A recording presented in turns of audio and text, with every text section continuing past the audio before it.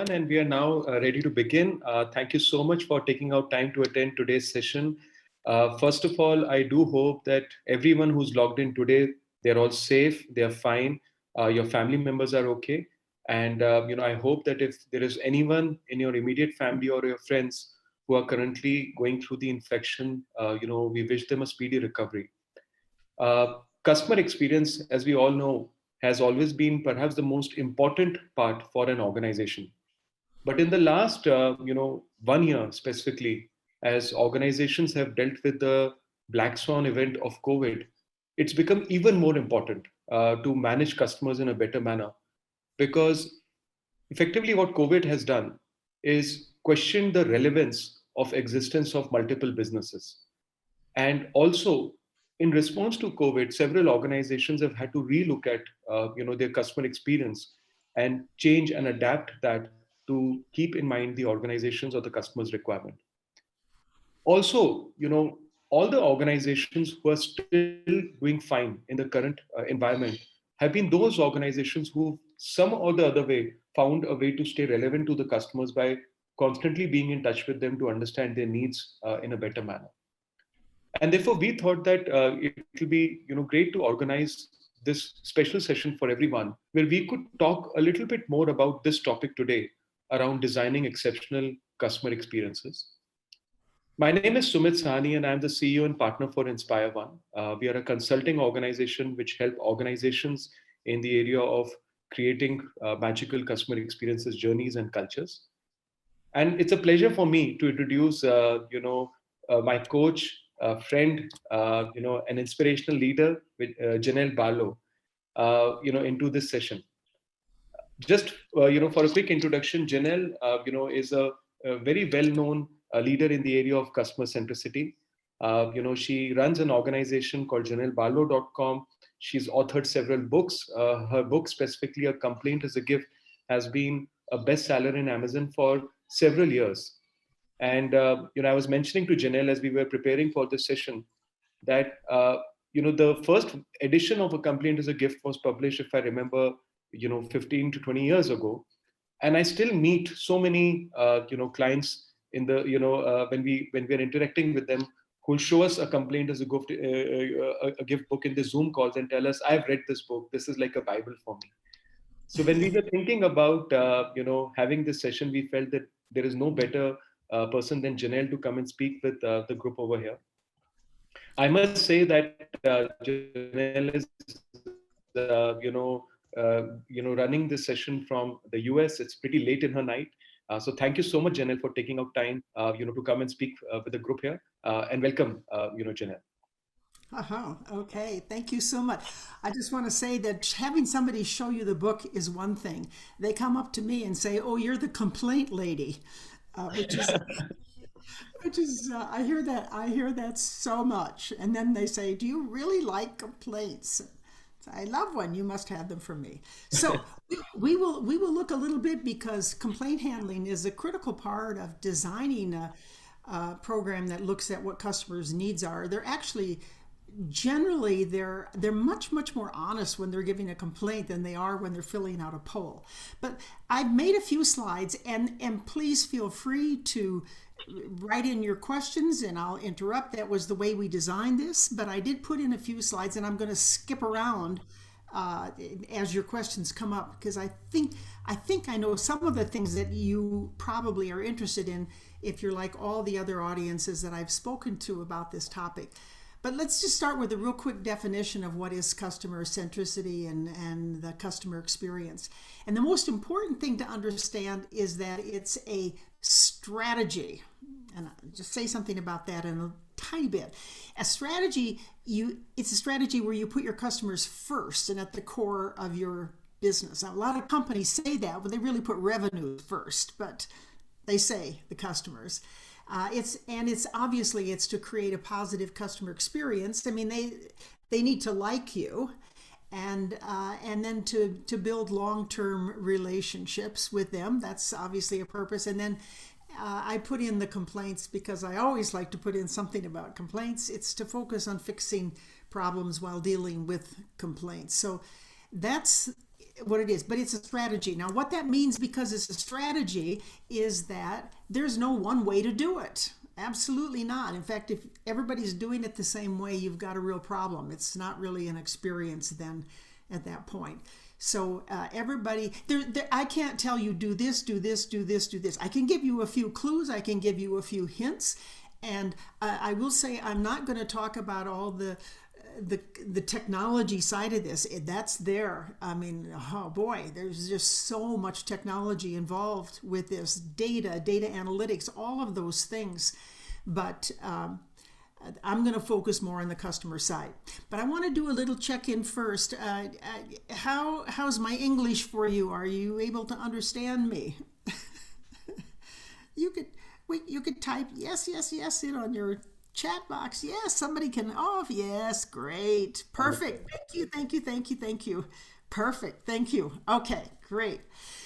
Now, th- you have to design your experience, and one of the things about the customer experience, customer centricity, is you really have to look at everything. This is Michael Edwardson, who's a man I met a number of years ago in Australia, and I just love what he says about all of this. But he says basically, you can't, he says businesses say they want to deliver not just a service, but a whole experience. But he says if you're going to look at the whole experience, you have to look at the whole emotional experience. And I'm going to come back to this, because how most companies get the information that they want to put into their customer experience, they get it from satisfaction surveys, they get it from surveys, and surveys typically do not capture emotions at all. I'm not a real big fan of surveys anymore. You know, people who speak in front of groups, we always have these little sheets at the end, and you fill it in. How did you like the speaker? How did you like the content? And so on. And so then you look at your ratings. But my gosh, every speaker will tell you they know what that audience is experiencing and what they have experienced. And if you don't know that, then you weren't paying attention to that audience. So I think, you know, we use our eyes, we use our ears, we use our whole expression to find out what customers want. So we're going to start with a little poll. And if we could put this up, it's, I think we can get that up there now. And the poll is to look at the 3 biggest challenges that you face in your company, where you think to make your company more customer centric. So just the 3 biggest. You can number. I don't know if we can number them 1, 2, and 3, or just click on them. Clicking on them would be just fine. Yes, we can just click on them, and we should be able to pull out the poll results. Hi everyone, And the poll will be visible to you now. If you could please yeah, click on them. Yeah, I guess I need to read through them. I would.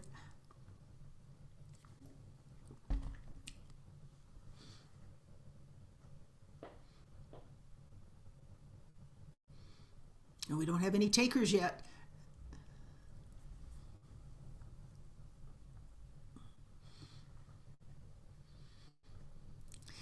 I see. They're being accumulated in New Delhi someplace, and then we're going to get to see the results. Okay. No. Oh, we can't. Oh, here's somebody who says you can only select one option. Okay, let's just change the poll now. You just get one option. Let's see which ones you choose for your option. Yes, I think if we can all select one option, and uh, Rishabh, just let us know how many people have completed the poll already. 60 people have completed the poll. I'm sorry, could not hear you.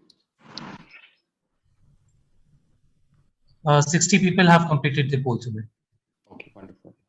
So I think let's take perhaps 30 odd seconds more, and then we can close the poll.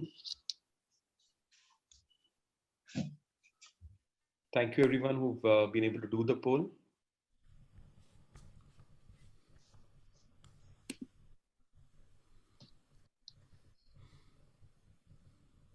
Now we have 136 people here. Amazing. Great, Rishabh. I think we can project the poll results now. Yes, Sunil. Okay, so now let's see what we have here. Okay, so the biggest one then was the bottom one. Is that right? That's what that red line means. That was the one with, yes, it is. It's 20. Okay, so now I've used this poll and I've seen it used elsewhere, so it's not my poll, but I like it. And I'm going to tell you what most companies say.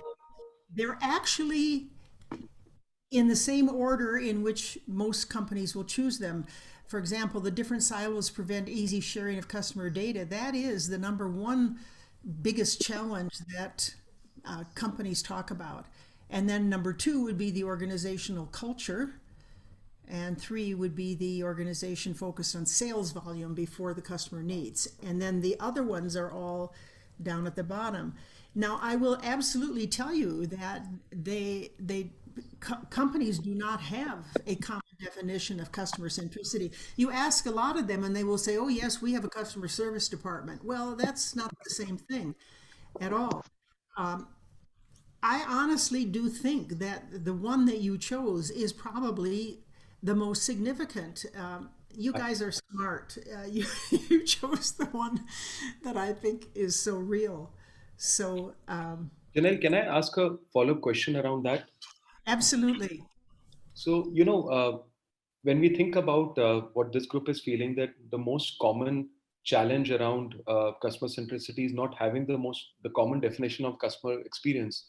In your, book, Branded Customer Experience, you had kind of given an organization a way to define that, where help the organizations to think about defining their service experiences linked to the company's brand, and therefore looking at customer experience being either on brand, or off brand. So could Yeah. you, clarify that concept to us? Right. Well, let's see. Can we remove the poll now? Yeah, we go. Okay. What a brand really is the trust that a group that people have, your customers have of you, and it's you're going to be effective if you deliver what you promise. That's trust, and that's what makes people go from one supplier to another. I mean, I am a huge Amazon user. I mean, I will see something online and then I go to Amazon and see if they have it. And if Amazon has it, I buy it from Amazon. Now, that's absolutely what Amazon wants. But makes something so strong for a brand is whether or not it reduces the risk. And I think in today's age with this pandemic, the customers are looking for something that doesn't add the risk because we've all got so much risk in our lives from the pandemic, and especially in India right now. And you can't live where that's happening, but that it doesn't affect everything. I mean, the first thing that my husband and I did, we live with my son, and the first thing that we did was when the everything closed down, was we ordered two big refrigerators, freezers that we put in our garage, and of course we ordered them from Amazon, and they got delivered to our house, and then we went out and we bought enough groceries. I mean, we're never going to eat all these groceries. We bought so many of them. But the panic that people felt, but you go to the brand that gives you that feeling of trust. Now, I think what Suma was referring to was we have this little eggshell that we use in our branded customer service business. And I mean, Sumit could walk you through this very nicely, but what it does is it spells out the different pieces of the brand. What do you want for the future of your brand? Not for the future of your company, but for the future of your brand. And why does your brand exist? And you can't say to make money, whatever that is. So we're getting closer to what the customer wants. And then the promise. What is it that you pledge to the customer? And you've got to deliver that. Your values are how that vision and those promises are delivered. That the values shape that. And then the brand position is how you're seen in the marketplace. And there's a lot of global companies today that are seen very, very well in the marketplace. And then what's your brand personality? So Do you want to say something else about it, Sumit? Because you posed that question early on, but I thought that's what I would show about brand, just that little statement. Sure, Is no, it? absolutely. I think I can, add a couple of points from my side to that, and then perhaps we should talk a little bit about how can organizations get deeper customer insights. When we look at an organization's brand, everyone, we feel that a company's brand is a promise that they're making to the external customer.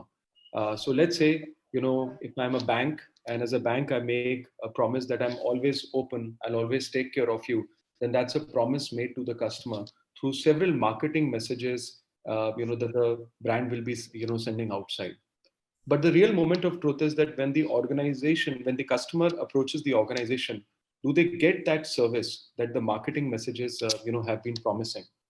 And therefore, we believe that if an organization is struggling with defining what customer centricity is for them, the answer is to that lies in the brand promise that the organization is making to the customer. And therefore, the convergence of what marketing says, convergence of what the customer experience team delivers, and convergence of the organization culture is required so that we are able to deliver what we are promising to the customers on a day-to-day basis. And I think, as Janelle was saying, that because it's companies like Amazon who are delivering that, experience, whatever they promise, they deliver on a day-to-day basis, that creates that trust with the customer, that whenever I deal with this particular company, I'll get exactly the same type of experience, which is unique to this company that others cannot copy. And that's what really the branded customer experience is, all about. And Uh, they're very transparent. I mean, Amazon will tell you when you buy a product, here's another place that you can buy this perhaps at a lower price. I mean, that's really Absolutely. transparent. And we've always said that that's a good customer service. If I don't have it, I say to you, but I think that the store across the street does. That's it's just such a good service, and Amazon does it all digitally. It's got all of the equipment to do it, which is amazing. But the real question is how do you find out what the customer wants? And I want to suggest to you that and this is something that maybe you haven't thought about, and that is you really need to get into the whole business of what an anthropologist does. Now, anthropologists go into communities and they observe. They may ask a few questions, but mostly what they do is observe. They try to be like a fly on the wall.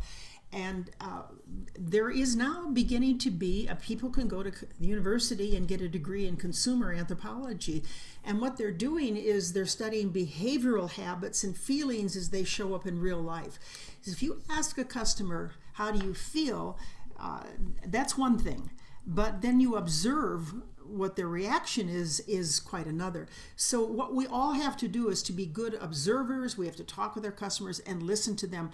And I think this is a mindset that many companies will start to get into more and more. How do we make all of our staff, especially the people who are dealing with customers, to become more like anthropologists? Because people will lie. I remember when my husband's mother was still alive and she got sick, and she was quite sick. So we took her over to the emergency room, and we're waiting for the doctor to come in.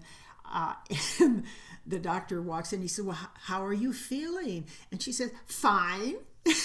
And here we had just brought her over to the emergency room. And this is a little extreme, but it's basically what people do. And when you're doing this anthropology, what you have to do is you have to involve your entire organization. And one of the ways to do that is through the language of the brand, and bring in how is the customer engaged with this. And you need to observe them. Because you may think, well, this is what I want, but in fact, what the customer wants will probably show up in their behavior. I mean, like when they walk into a retail store, when they pick up some goods, how do they feel it? All of those kinds of behaviors will tell you more about what the customer wants than it was fine, because that's pretty much what people will say.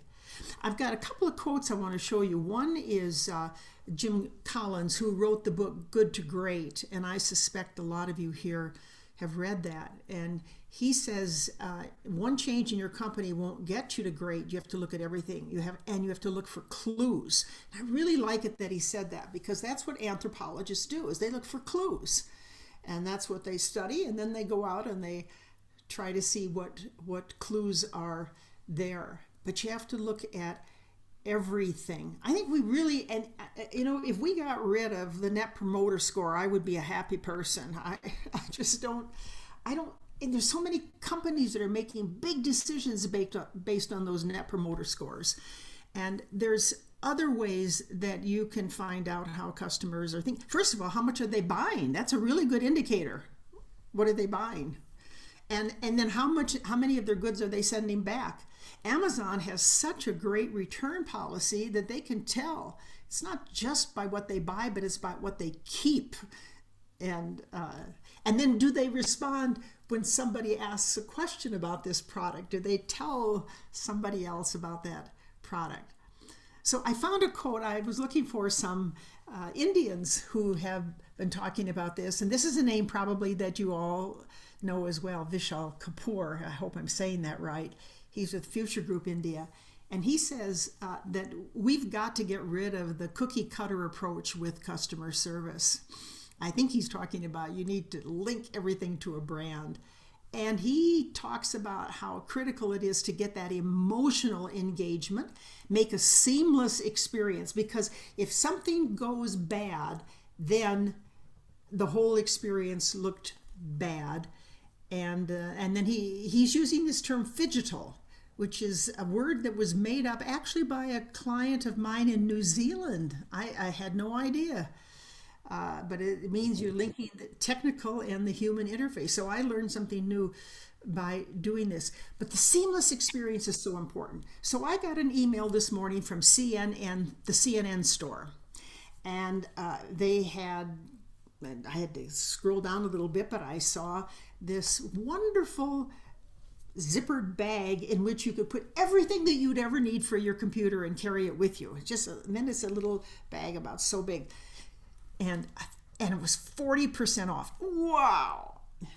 So it didn't have the brand on it, or I would have gone to Amazon. But I click onto that, and it takes me to a page that says, I'm sorry, the page isn't working, but would you consider some of these other products? Well, that felt kind of like a cheat to me. So I'll try again. So I go back to my original email. I click here, same thing. I did it, I think, 3 or 4 times. Now, I didn't end up buying it. I don't know, maybe I could now. But that was not a seamless experience. It was one thing that went wrong. And companies can spend so much time and effort and money making everything right, and one thing goes wrong. It's just like a relationship where you love this person and one thing goes wrong and that's it. Okay, I'm out of here. So just something else that Kapoor says. He says that the experiential customer service design is becoming an ongoing phenomenon in Indian retail. So you may be finding that out yourself. And he believes that BOPUS, or BOPIS, or BOPUS, as it is said, is here to stay. He says it's not going to go. It's not going to go away. My sister-in-law has been ordering her groceries online for 1.5 years now. Twice a week she orders her groceries. They are delivered to her. She's not going back. I mean, why? Why go into a grocery store? I mean, it's hardly entertainment. So it's here to stay. Now, I also found these little quotes, and I just want to see, maybe you've seen them all, but if you haven't, we can get educated from them. 86% of Indians, that's a lot of Indians. What is that? That's over 1 billion Indians have adopted online shopping during the pandemic, and most of the shift has occurred between the young and middle-aged shoppers, 38%. And that's how they're going to be for the rest of their lives, probably. They are changing the business landscape, and they do shop for brands. And this is really where brands has an advantage, because if you've got a recognizable name and there it is on your computer, your inclination will be to go for that. Physical retail, as we know it, will transform. Now, what this probably means is that local independent businesses will get many advantages. A lot of the big retail stores in the United States are going bankrupt. They're not going to survive the panic. The small stores, people are beginning to go into them, and the customers want to shop on these independent stores when they go in. Businesses are going to have to adapt to make that easier. So if you are a small service provider or small retail provider, there's an advantage that's going to happen here. Here's also what Shopify says: the local delivery of goods has increased. Okay, we know that. And they say 69% are using BOPUS or curbside pickup. And probably everybody has a preference. I do not like curbside pickup. I don't like it.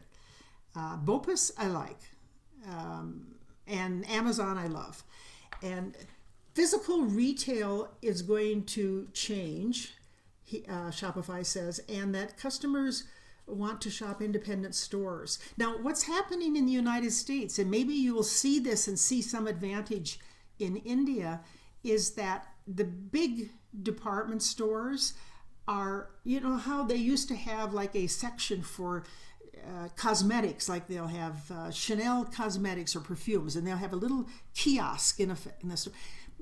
What's happening now is that these big retailers are bringing in a kiosk for another big retail store. Right. So it's like there's like a mall inside these stores. So if I'm at Target, I don't know if you know that name, and I want something from Kohl's, because Kohls, Kohl's is very good with kitchen supplies, then Target may put in a little section. The Kohl's, so I can go into Target and shop at Kohl's. My gosh, that is such a revolution for what's going to happen. Now, here's one thing that we don't know. We don't know whether or not this is all going to continue.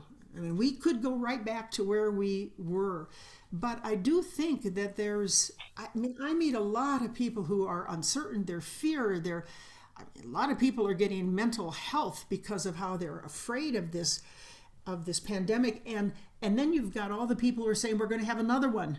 You know, the more climate change takes place, the more we're going to have. We're just going to have to live with these pandemics. So, we really don't know what's going to happen, but chances are the changes are going to be made.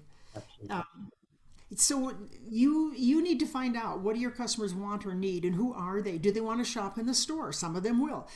Do they want BOPUS? Around the world, it's jumped up by 259%. Can you believe that? Last year. And I think 2021 has been even bigger. While they're shopping online, they'll buy something else. When they go to pick up something from the store, they'll buy something else. But look at that figure, 24% of orders are not ready. I had one experience shopping, calling in and then going to pick it up, and the order wasn't ready. We sat there for half an hour. How many times do you think I've shopped like that since then? Amazon will deliver something to my house in one day. That's how good Amazon is. Now, you could do it in the store, by BOPUS, by ordering online, delivering to your house, or ordering on the telephone. This is a considerable demand on operations. Absolutely. So, Janelle, maybe it'll be good to take a few questions from the audience. There are a few questions that had come up. Yeah. One is, Himanshu's written on BOPUS, and just for everyone, BOPUS is buy online, pick up in store, or buy online, pick up, in the store. So what Himanshu is saying is, does that mean that the value of human touch will become lesser as relevance of customers' online user experience becomes way more important? Well, I don't know. Maybe we'll just all fall in love with our FedEx and UPS and post office, or our Amazon delivery people. How much of a relationship do we really have with? I mean, yes, I know the human experience is important. I'm having most of my medical experiences online. My doctor and I have Zoom calls. Exactly. I think if I can add up, on onto this point, Janelle, and then I think it'll be good to see if there are some more questions. Uh, in some form, I also feel that it's got a lot to do with what a company decides its brand to stand for. One way of looking at customer experience is adding more time in customers' life. So let's say if the brand stands for adding more time in customers' life, for them to enjoy their life rather than for them to have a hassleful experience while working with us, then technology will reduce human touch, but it will add more joy to the customer's life. One example of this globally in the world of banking is DBS Bank, whose brand promise is adding joy to customers' life, or making banking joyful. And in order to make that happen, they are doing these technology interventions so that the customer has limited chances of reaching to the branch or calling the call center, so that they have more time in their life to do other things which are more joyful rather than interact with the bank. And Let's take a and few more questions. let me also Please go just ahead. say that, and wouldn't most people just admit that it's really exciting to get all those packages delivered to your house? I mean, it's like some special holiday. It's your birthday or Christmas or some other holiday where you exchange presents. It's every day practically. And we get 2 or 3 deliveries a day sometimes.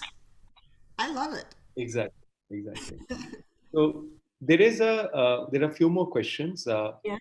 Uh, One question that is coming from Mandar is, how different is customer experience for financial or telecom industry than that to someone like of Amazon?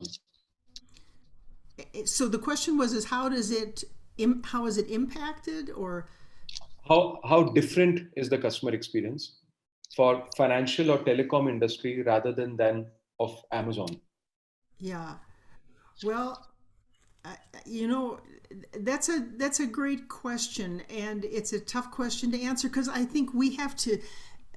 And given what's happening in India right now with the pandemic, it may be take you a while before you get enough out of it to find out what normal is going to be, what the new normal is going to be. We're moving back towards that now in the United States, and what is happening is people are sticking with their old habits. It's really hard. I mean, everybody who's in branding knows it takes so much effort to get somebody to switch to your brand. But once they're there, if you offer a good experience, they're gonna stay. Uh, can I just show? I found these quotes now. Sumit, or these statistics. Sumit told me, oh, everybody knows about Amazon in India, but I don't know that you've all seen this. I found this and I was totally amazed about what Amazon is doing. This was just a fun one. They deliver their packages every which way that they can, especially I imagine in the crowded cities on foot and in some cases even on a horse. I mean, there's just something that is so magical about that. Amazon is, I think, positioning itself in India to have a big impact on how people feel about the whole diversity and the role of women. They have 2 all-women delivery stations. It's managed by a woman, and it's a first. It's a real male-dominated industry, and India is making a statement. Look, you see a whole group of Amazon package delivers, and they're all women. That is a statement about who Amazon is. There's even 2 silent stations in Mumbai where deaf associates deliver packages. They have like 100 deaf associates working in Hyderabad and Bangalore. All of these things are a way to build that presence of the brand. And then they're trying to reach every place in India. This was on their website that they've gone even to Leh, which is at an elevation of 11,500 feet. I don't think they've been to the top of those mountains back there, but that's amazing. And they recently delivered a package to every single postal pin code or zip code in India. There's 20,000 of them in all of India. Now, this they're really working at more than just delivering packages. They're showing you a whole way of being, and they've got 50,000 employees. The estimate is that it will contribute to Amazon's 20% of Amazon's growth in the next 20 years. I would say if you're going to buy stock, Amazon is probably a good one to consider. Okay, so I said that about Amazon. I was just so thrilled with that. I just want to add one point over there, Janelle, and then I think it would be good to take a few more questions. Yep. Uh, the thing is that the companies like Amazon, whether it's Amazon or the Netflix or some of the others, the issue is that when they at the end of the day service the same customer who's also the customer for a telecom company, who's also the customer for the bank. And therefore, when an Amazon interacts with me, it increases my expectations, not just from companies like Amazon, but also from companies like the telecom players or the banks, because now as a customer, I'm more used to certain levels of customer experience. And therefore, the key thing to realize as leaders is that in the world of customer experience, there is no competition with the direct competition. In the world of customer experience, we are competing with any other industry who's servicing the same customer, because one innovative company is reshaping customer experience, completely. Yes. Right. Uh, Sorry, please go ahead.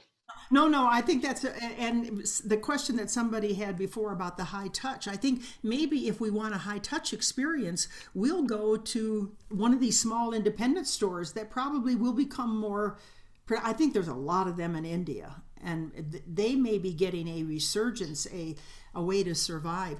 And then if you want something fast and efficient and the best price and all of this, then you'll go to a company like Amazon, but you will expect that the telecom company and the banks will do the same. I don't see that they are doing that quite yet. Exactly. Now I want to say something real quickly about how you just cannot find out what your customers want based on what they say. This is Michael Edwardson again. I showed him before. He says this. He says we've basically taught our customers. We taught people to say that they're satisfied on surveys, and he says it's pretty meaningless. Now he's done some very elaborate research, and this next slide is is a summary of what he's discovered.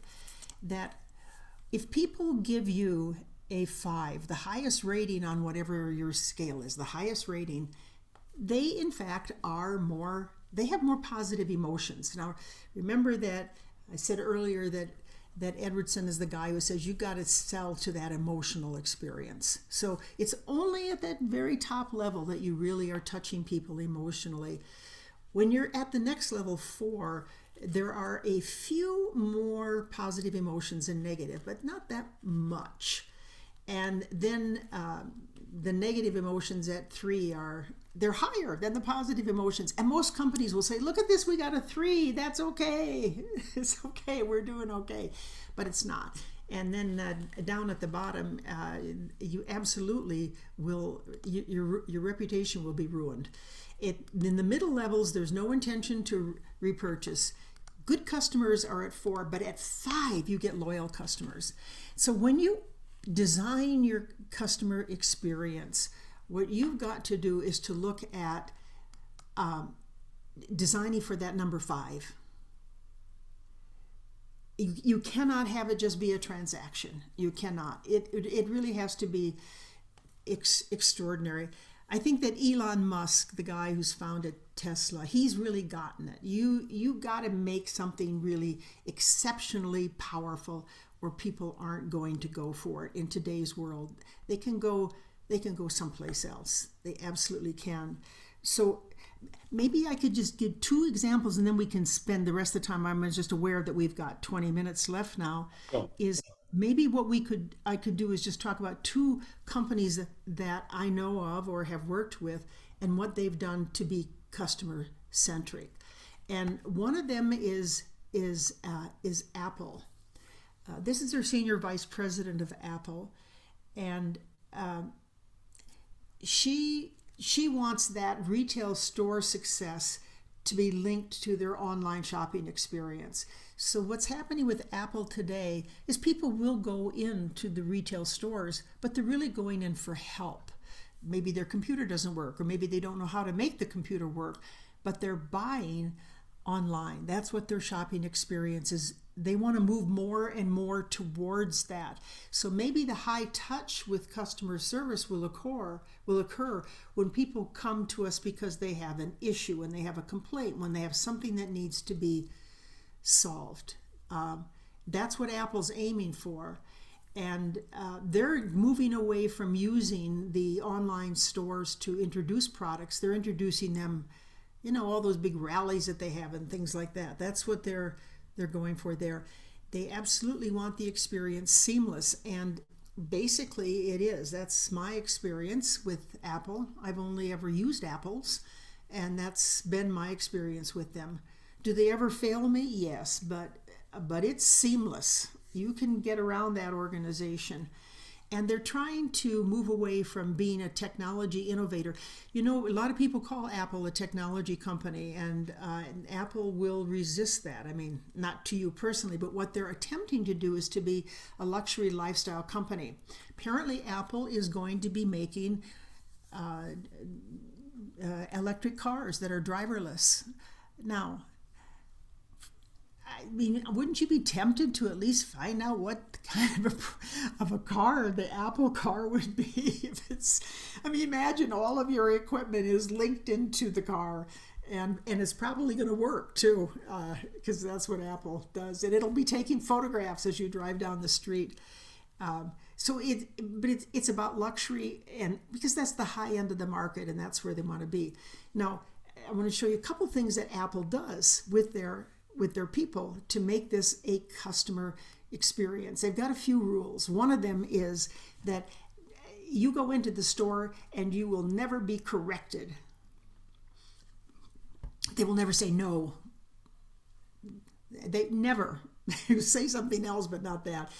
And the technicians will use a lot of I understand, to show that they're listening. So they have this exchange, this anthropological exchange with them. And if you go to the Genius Bar to get help, they will never say, unfortunately, never. They will say, well, as it turns out, you got a lemon computer. No, they won't say that, but they will say, as it turns out, instead of unfortunately. And then they teach their staff to use an acronym, and it's Apple. Now, I would encourage you to consider developing a customer-centric, a customer experience approach that uses some sort of an acronym. I think you all know what acronyms are. And the Apple acronym is this. We're going to send you the copy of my slides. There's a couple of them I need to take out, but mostly you're going to get these slides. And you'll get this one.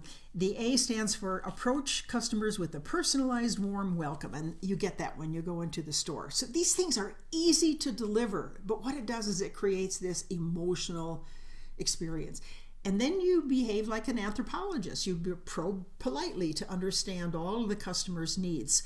So before they try to sell you anything, they're asking lots of questions. And then you want to make sure they take something home with them today, some kind of a solution. Maybe it means that you leave your computer there and come back and pick it up later on, or whatever it is. But they try to give you something to take home with you. And you listen and resolve any issues or concerns. And then you end with a fond farewell and an invitation to return. And if you've been in an Apple store, if I've been dealing with somebody and they're way at the front of the store and I'm about to leave, that person sees me and, hey, Janelle, bye. I always get that kind of a fond farewell. So what's happening here is you've got a mix of technology driving a very powerful business to get us these remarkable tools. And they never ask us. Do you want a camera on your iPhone? They never ask us that. They just put it there. They never ask us, do you want your iPhone to turn its picture when you turn? They just put it there. A lot of people believe you shouldn't ask your customers what they want because they don't know what they want. You do something that's exciting and that you would want, and then give it to them and then see if they buy it. And so you experiment and see what happens with your revenues. So that's Apple. Now, then the next example is a customer that I've worked with, and that is Viking Ocean and Viking River Cruises. Viking's a remarkable company. I think they're going to come out of the cruising industry, very, very well. I think they're going to do very well with it. They work mostly with getting their teams to create this emotional connection with the customers when they're on the ships. And one of the things that they're looking at is to create this feeling of friendliness. Now, I've got just a few pictures here of these are all Viking employees. They're all very familiar faces to me as I've worked with them. But you can just see the genuine friendliness that is there. And here's another one. It even extends up into the leadership of the company. They all focus on being as friendly as they can. They mostly walk around the whole ship with smiles on their faces all day long. And then at the end, they will... and this is how they say goodbye. Now, isn't that nice? Wouldn't that leave you with this great feeling of, wow, these people really know me? One of the things that they ask us to do is to focus on teaching their teams to learn the customers' names. Now, that's not so easy, and some people were better at it than others. But once I was on the ship while it was sailing, and they had guests there as well. And I was sitting talking with a woman next to me, and so I asked her how many trips on Viking she had taken, and she said that she had had 3. This is her 3rd cruise. So that's a chunk of money that's going into the Viking pockets. And she said the amazing thing I asked her why do you, what makes you keep coming back, because there's plenty of other cruise lines to go to. And she said, well, the first time that she got on the ship and she came in, they gave her name, and then people around the ship, her room steward and so on, they knew her name, and she was like, wow, that was something. And then the second time she got on the ship, as she got on the ship, they said, oh, hi, Mrs. whatever her name was. And she was astounded. How could they remember her name after several months had gone by and thousands of passengers coming in? And now she was on her 3rd trip. I said, so did they remember your name again? Yes. She said, I'm here with 16 of my friends. Now, That's amazing. this is what we're aiming for with customer centricity, with the customer experience. Now, how difficult is it to set it to be friendly? How difficult is it to do that? But you've got to have a culture that you talked about that, Suma. You've got to have a culture to support this. And Viking does. But what it does is it creates robust customers. Okay, do we have any other questions? Yes. No, I think there are a couple. One aspect is a journal that came in was a very interesting question that came in from Puneet. Uh, he wrote that NPS seems to have become more overrated and ignores the feelings of customers, while the focus should be on customer effort score. That is the effort that the customer had to take to have the product or service availed. What is your opinion on the same, and any metric that you believe is critical in this area? Okay, now I'm not quite sure I understood that question. Can you help me again with that? Yes, I was yes. listening, but it kind of it didn't Sure. quite get in my head. I'm looking at the chat box to see if I can find it. Uh, Sure. Let me repost the question at the end of the box so that you're able to see it. And I've reposted it again at the end. But I'll just repeat the question once more. What he's saying is that, you know, apart from NPS, organizations should also look at customer effort score, which is the effort that the customer had to take while availing a product or a service. yes, yes. Speed is what you're saying. Yeah. How important is speed? Is that right? That's what the question is? Well, I So think not, I think what he's saying is not just speed but also convenience. convenience and speed, yes, yes, yes. Well, obviously, am I frozen for you? You're frozen for me, Sumit. It's a good looking picture of you, but you're still frozen. I know, I know. You're still frozen for me. Maybe there's a little internet issue at my end, but please Okay. continue. Okay, all right. Yeah, the obviously the convenience today, and isn't it remarkable it took a pandemic to create this? The convenience is that we can order all this stuff online with a few clicks on our computer. We can order it, and the speed is that it can get to us in a very short period of time, and the customers that are paying attention to that, I mean the organizations that are paying attention to that are just watching where are their customers coming from and how can you make this convenient. So they're looking at so many different things. Like with pickup at the curb, it's like drive through. They're doing that as well. So they're just trying to make everything as convenient.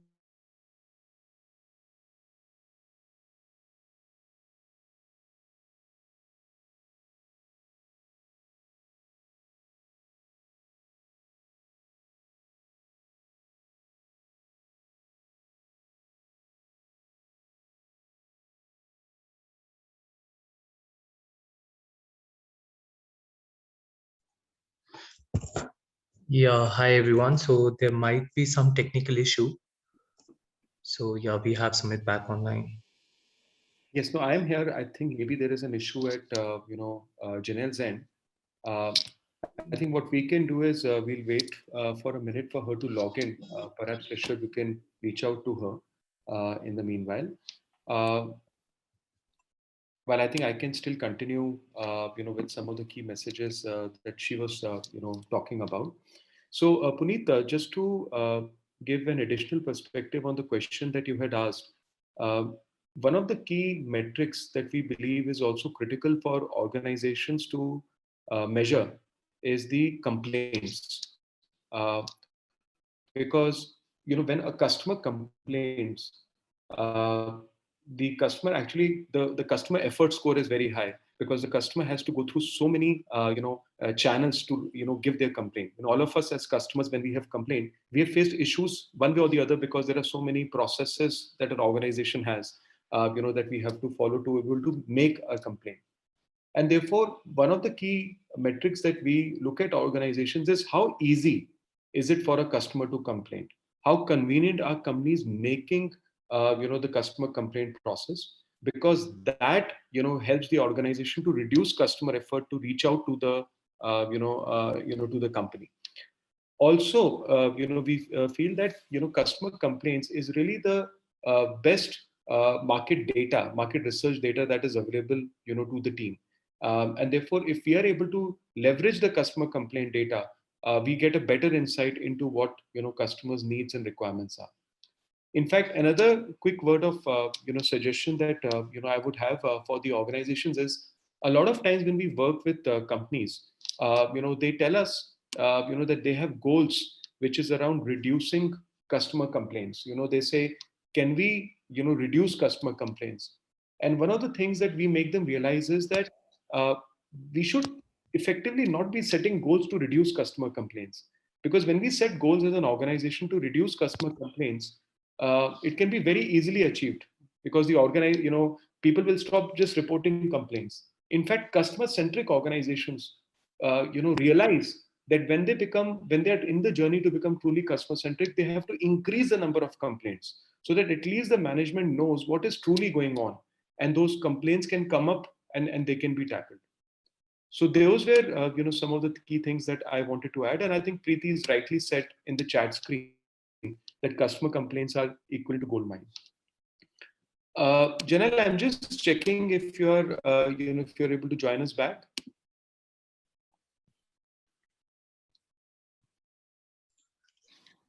She might be on mute, Sumit. Okay, maybe she's still logging into the audio. Are you able to hear me fine? So there's something wrong with her computer, she said. So she had logged in through a mobile. I'll just That's fine. We can continue. I think we are almost as such in the last few minutes of closing the session. So maybe what we can do is see if there are any other questions that the group has. And what I can do is I can read through some of the questions that have come up and start sharing some of the responses. Vishal has, asked a very important question in the question screen, which is in the current situation, how are organizations creating moments for internal customers? Absolutely, Vishal. In fact, we believe that this is where the biggest issue is. If I go back to the concept that, around defining the brand of the organization, the type of experience you want to give. Let's say if an organization says the service experience that I want to give to my end customer is easy and enjoyable. Yeah, let's just work with those two words. The frontline staff cannot deliver an easy and enjoyable experience externally if they don't themselves receive easy and enjoyable experience internally, right? Which means, let's say if I'm in a B2B company, and I'm using a B2B company as an example because there were several questions related to B2B. Let's say I work in a B2B company. I'm dealing with a customer. The customer wants information regarding when will my product reach their premises. I want to give them an easy and enjoyable experience. But for that, I need to reach out to someone internally to give that information. And if I don't myself get an easy and enjoyable experience, then I can't deliver it. And therefore, we believe that actually it's the internal customer experience that eventually drives the culture that can drive the external customer experience. Yeah. Uh, Janelle, I think you're back now. I'm back. I'm back. Well, Great, great. so I have a complaint for Apple. I don't know why my computer crashed, but it did. I don't think it So was your that's fine. at all. Yeah. That's fine. That's fine. So, Yes. Janelle, we are in the last, now 3 or 4 minutes of the session today. Okay. Any closing messages, that you like to share with the group before we close today? Right. Okay. So somebody says here, can we see some points? Well, I hope it will be okay for you that we will send you a copy of my slide deck, and with just a few things that I didn't even cover. So I'll take those out, or you may get confused on that. Measuring actual experience in the financial industry. It actually isn't particularly easy to measure customer reactions in any industry. I mean, it's not. You have to observe. If you really get it in your mind that you can't you can't trust customers when they say that they like something. Before we started this morning, or your morning, I showed Sumit a book that it's just a new book out, and it's on Amazon. You can get it in Kindle, so you don't have to pay shipping charges. And it's by Magnus Pecker, and he has a chapter in the book called "Don't Listen to Your Customers," and it's a profound chapter. And there's a whole bunch of. This is one of the most exciting business books that I've read in a long time, and I don't recommend a lot of books, but I would recommend that you get that. It's Play Bold, easy enough to remember. If you type in bold on Amazon, it will come up. And one of the points that Magnus Pecker makes is that too many people want they want a formula. Do this, do this, do this, do this, and then you will have a customer-centric experience. You will create customer experiences. And he says it's not going to happen. It's not. There is if the moment that you and I start having the same customer experience, it begins to lose some of its magic. It begins to lose some of the impact on the brand. Don't worry about everybody else. Go see what they're doing. You might pick up a few good ideas, but really you want to focus on your innovative communication. I think also, if I can just finish with this thought, I think one of the things that is really going to change as a result of this pandemic is we are going to realize more than ever how critical innovation and creativity is in this world. It's absolutely essential. Thanks, Janelle. Thank you so much, for a wonderful session. everyone, we would have loved to stay back, answer more questions, but I think we want to be mindful of your time, and we are at the close of the hour. I hope you've really enjoyed the session. I quite enjoyed it, and as usual, learned several new things with Janelle. Uh, we did have a little bit of a technical issue at the end, but then again, if you don't have technical issues in a virtual session, then there is no fun, right? So good thing is Yeah. that we still had a great learning experience, and it happened at the end.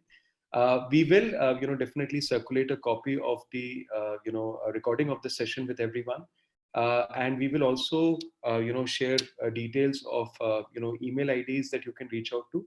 So in case if there are any further clarifications required, please feel free to reach out to us. And thanks once more, Janelle, for a wonderful session and your time today. Thank you for inviting me, and I just wish the best for everybody in India. I read about you every day, and it breaks my heart to see what's happening. Absolutely. So, Absolutely. okay. Thank you. Thank you, Janelle. All Thank you, right. everyone. And please stay Thank safe. you. Okay. All right.